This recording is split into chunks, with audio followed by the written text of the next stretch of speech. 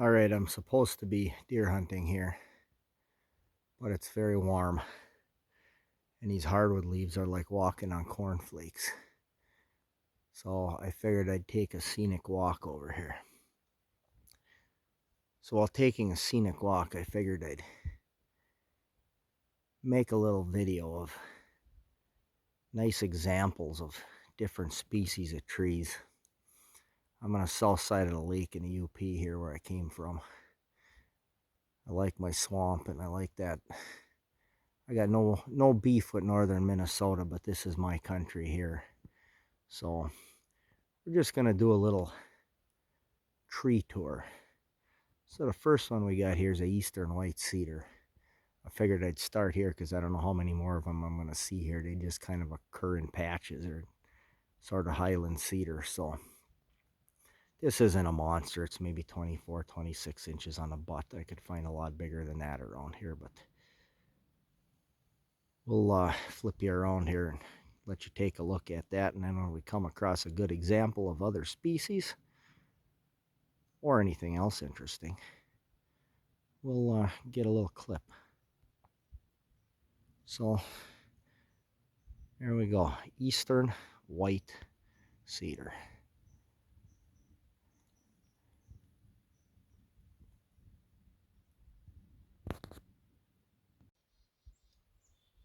All right, here's an eastern hemlock that's, oh, it ain't 4 feet, but it's 40-inch on the butt. It's not a great one. It starts out a little limby kind of soon, but I mean, no, these don't grow as tall as West Coast would by any stretch, but they'll put some size on. I know where there's cleaner, taller ones than this, but on this side over here, this is probably a good example. So since we're here, in case we don't find anything else, I know we'll see, but here's a yellow birch. Top's starting to get bad on it. It's oh, that's pretty near a 30-inch birch. Yellow birch and the hemlocks grow together. Yellow birch real tolerant to the shade coming up underneath the hemlocks. So, I mean, it's got a totally mature broken top on it and probably not growing a whole lot the year anymore. It's at the end of its lifespan. We'll cross this little drain here and head up that side. Probably going to run into something that I kind of started making this video for a certain reason. Where I am over here, I'm going to come up on a tree. I'd like to get, even for me, I'd like to get it on documented. So if I come across that, we'll come back. Here's an American basswood. For years, a lot of places they were called lindens. Very similar, but different species from the European linden, which is planted ornamentally all over the states. But this is the native basswood.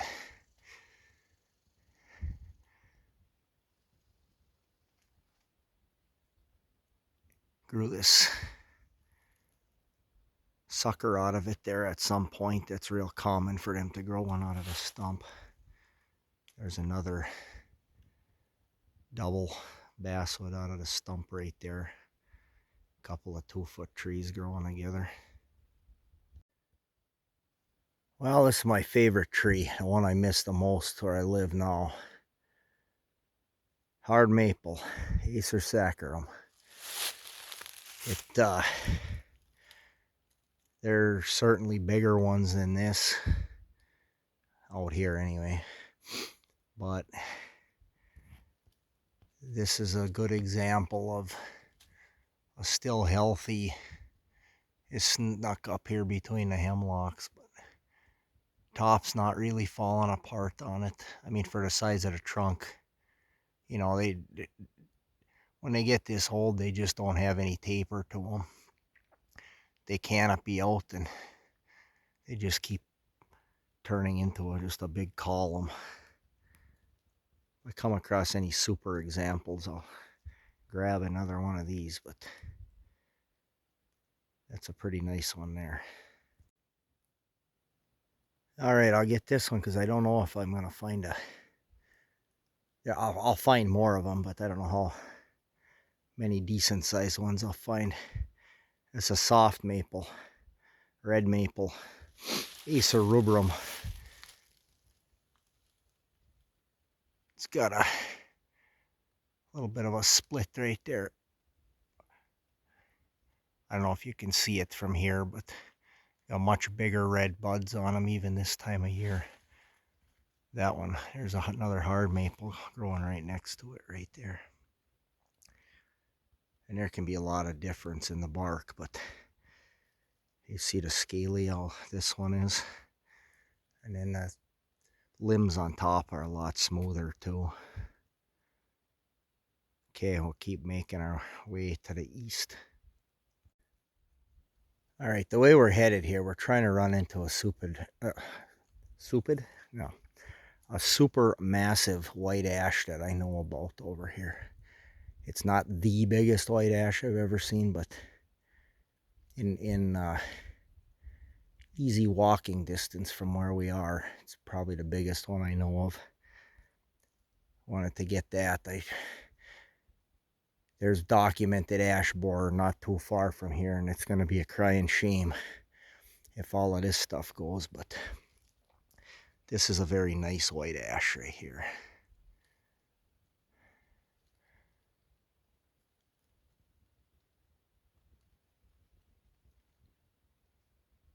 That is a dandy. That thing will be completely solid and defect free all the way to the first branch pretty much, but it'll stand here till it falls down or the bugs kill it or whatever. Nothing in here ever, this is all protected in here. Sometimes I'm really glad this big patch of timber is here, and something pretty neat to see. But you get wind throws sometimes, and just the stuff you see just rot to waste and whatever. But I gotta admit, I do like walking through it. I mean, this is what it looked like. I mean, this is South Lake Superior hardwood hemlock climax forest. You look over there, you see, and it's getting a little light. You get to, I'm about to hit the cut line over there. So that big ash is right off of there. So if I'm not too far south, when I make my turn and start heading back toward the camp, I'll just walk the edge back. It's easy walking in this big stuff. We'll take a look if we come across it. I forgot all about these when I was doing my thinking of what to put on the tree tour here. This is it's a hop hornbeam, commonly referred to as ironwood. Really hard, really dense, good for things like axe handles. Makes fantastic firewood. I mean, this one here, just a little 4-inch tree. Just there's some out here that are big enough you can cut lumber out of them, but they have a tendency to get hollow in the base before they're ever of any size. You're trying to grow maple and stuff, they're considered more of a weed tree than anything, but they definitely have their uses. All right, well, I'm back on the commercial side here. This is just over the line. This is there's still enough bark down there I could tell what it was. This is a birch stump, like a double birch, yellow birch. This is cut in 1993. I know that for a fact. So that's a 30-year-old birch stump right there. You know, decent size. So I was here I was known to work part-time for my dad at the time running Slasher. This could use a thinning right now. There's some odds and ends. It's been a long time since anybody's done anything with it. That was kind of a heavy saw log cut at that time. And then all this other stuff has come back. It's time to pick through here and take out some pulpwood and defect and whatever, open this up for the better stuff and let it grow. I mean, there's some nice potential in here. Unfortunately, where I'm looking right now, a lot of it's white ash, so the bugs might do that in. I sure hope not, but if they're surviving this far north and spreading, I'm afraid it might be inevitable. Well, nobody's going to see this for over a week when I get back and I can post it, but I hope somebody finds this interesting anyway. I might be doing it for myself as much as anybody, but so here's a double basswood. That tree over there is probably 20 inches. That one's probably about 18, 17. But it's growing out of this, grew out of this nurse stump right here. If I had to guess, I'd say it was a big maple, that stump. But here's surveyor's marks right down the line. It's been refreshed a couple of times. The guys that refreshed it the last time, I know who that is, but that original blaze that was put on there, who knows? Somebody's probably been chipping away at that for a long time. I mean, that tree isn't that old, but I wouldn't doubt if maybe back to the 50s that it would have been nothing but a sapling then, but you wonder if they've just been refreshing it for that long. I mean, you can see it's grown, barked back over a few times, and